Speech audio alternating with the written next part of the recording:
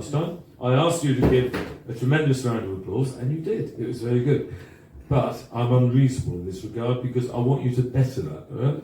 Is that asking too much? I do. I actually want you to, because we've got somebody very special now. This is, this sounds like somewhere in Jersey. Rhea Hill. That's a good name, isn't it? Rhea Hill, that's a great name. Is that your name's great? I never realised it before, but Jack Hall, especially if you say it with a Yorkshire accent, what have you done today? Oh, Jack Hall.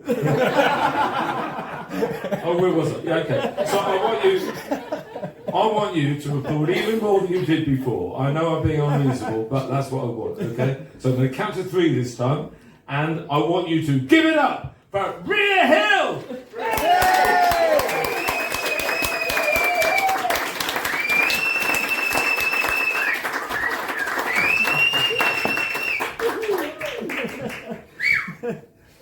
Hello! It's so nice of you all to pop by. My name's Denny. I'm a circus performer by trade. My hobby is chronicling the life and times of us circus folk, from times past to the present day, part of which I would like to portray you to this very day, which I have entitled Uncle Fred's Head. In those days, well, in for a penny, we've got to start somewhere. I've opted to go back to a long time ago, long before my Uncle Fred actually became my Uncle Fred, if you know what I mean.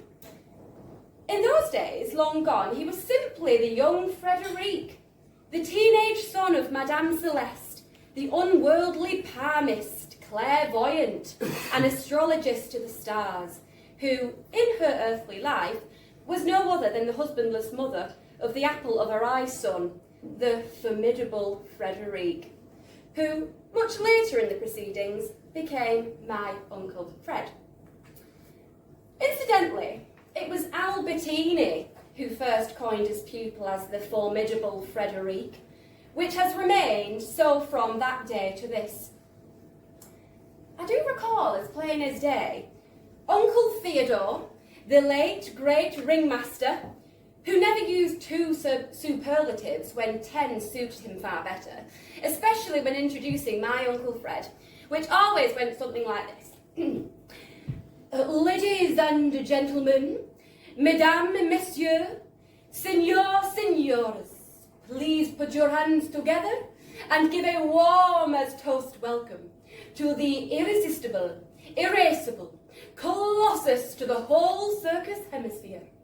Please rise to the occasion by showing your appreciation to the most adorable, formidable Frederic. In those long gone days, it was sometimes in passing hinted upon that the young son of Madame Celeste bore more than a passing resemblance to Monsieur Grimaldi himself. Yet, the question of Frederic's paternity was never pondered upon. It was just accepted that he was one of them. That's all. It's like this, you see. In whatever role you choose to play in life, in this branch of show business, from animal keepers to the great Albertini himself, we were, as my Uncle Fred would say, en famille, living cheek by jowl, the way we always did. It couldn't possibly work any other way. The circus children of today still address their elders as aunts and uncles, and for one and for all. That's the way it's always been, and hopefully evermore shall be so. Like other families, we do have our ups and downs, of course we do. In the confines of such close-knit communities, there's bound to be a few hiccups along the way, some bigger than others. Take, for instance, that one fateful occasion which turned out to be the most emotional and pivotal upheaval in this mother and son's life. Apparently, it had come to the notice of the elders that the now 16-year-old Frederic had, if rumours are correct, taken quite a shine to Monsieur and Madame Grimaldi's 15 going on 20-year-old flaxen-haired daughter Stephanie, who wiggled when she walked, and by all accounts was equally as smitten by him. Once the potential implications of such a liaison had been tactically banded out, it was discreetly agreed by the powers that be that something had to be done. It did, and it was. With almost indecent haste, Uncle Fred and his man were dispatched, lock, stock and crystal ball, to the far reaches of the north of England, where it was ordained that they would join another circus, wearing the same Grimaldi banner, under the reasoned pretext that it would be good experience for the boy, and potentially more lucrative for Madame Celeste. The wrench was all-encompassing, yet they put on a brave face, they did. When his mum was first informed by their imminent ostracisation, she explained to her son with a little hint of futility in her demeanour that it would work out fine. "You see, Frederic," she added, "the Rosespiffs up there still believe in fairies, they do." He didn't say much. He did love his mam, but that's all there was to it. It was, as far as he was concerned, a fait accompli. "He's a good boy," she sighed. The circus world was, by its very nature, multilingual. Our dynamic duo were more than adequately conversant in French, English, and Italian, with a smattering or two of 2 or 3 other tongues that, when push came to shove, they could throw in for good measure. However, in the beginning, they found the brogue of the good Yorkshire folk a little hard to decipher. Yet, commendably, it didn't take them very long before they were bar gumming with the rest of them. Scarborough was to be their first port of call, which is a no-frills Yorkshire seaside town with no aspiration to be anything but. "This town," said Uncle Fred, "was such a comfortable town, just like your old pair of favourite slippers." In the main, it catered for the salt-of-the-earth Yorkshire bucket and spade brigade, who, for the other 50 weeks of the year, uncomplainedly toiled either in the bowels of the earth, the steel works, or tailoring factories. That sort of thing. "These people," he would often remark, "are the most underrated species of the human race.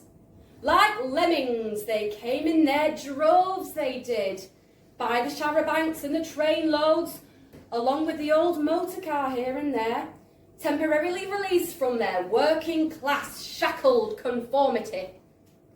They'd only one thing on their mind, which was to have a bloody good time with knobs on. They wore kiss-me-quick hats and ate fish and chips by the troller load, which they washed down with gallons and gallons of Tetley's best bitter for the blokes and baby sham for the lasses. That's how it was ordained to be. Bingo was always the name of the game in this part of the world. 2 fat ladies, 88. Downing Street, number 10. 2 little ducks, 22. This terminology took Uncle Fred quite some time to get to grips with.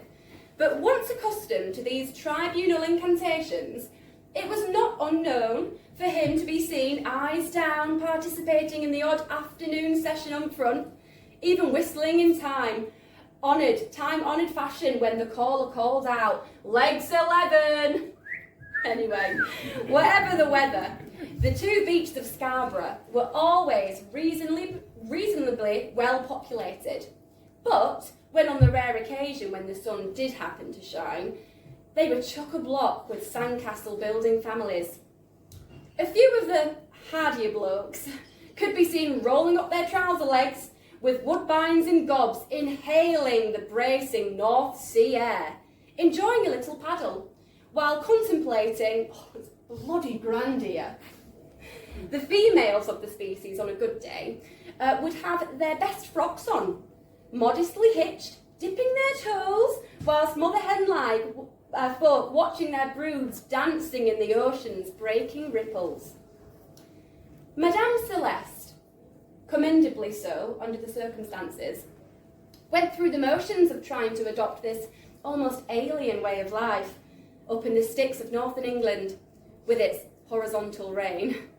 Yet, in all fairness, it had to be said, her Lucky Charm sales had increased considerably, while her fortune-telling crystal ball readings were equally bringing the house down. Considering the legendary frugality of Yorkshire folk, it defied logic that there should be queuing up to cross their palm with their hard-earned coins of the realm. After these good folk had been charmed by the words of wisdom from this lovely French lady and purchased a charm or two from her beguiling son, they washed it down with a pint or two of Tetley's in the Nag's Head, on front, where they would participate in the nightly sing-alongs with unadulterated gusto. After which, they would happily totter off back to their digs for a good night's sleep on their proper interior sprung mattresses. Sweet dreams indeed. Then, after all had been said and done, they would set off back to where they came from. The ones going by Charrow would sing all the way home, their spirits reinforced by the obligatory crates of Tetley's dotted around the aisles, finally arriving at their destination after passing the hat round for the driver. They would also round the whole thing off with a rousing rendition of "For he's a jolly good driver, and so say all of us." Such had been the success of the holiday, they would, most of the time, have paid a 10-shilling deposit to secure the same room, same place, same time next year, after unanimously agreeing it had been bloody lovely. She keeps the place spotless and clean, does Mrs. Brewer. Wouldn't stay anywhere else, would we, Stanley? Course we wouldn't, Elsie.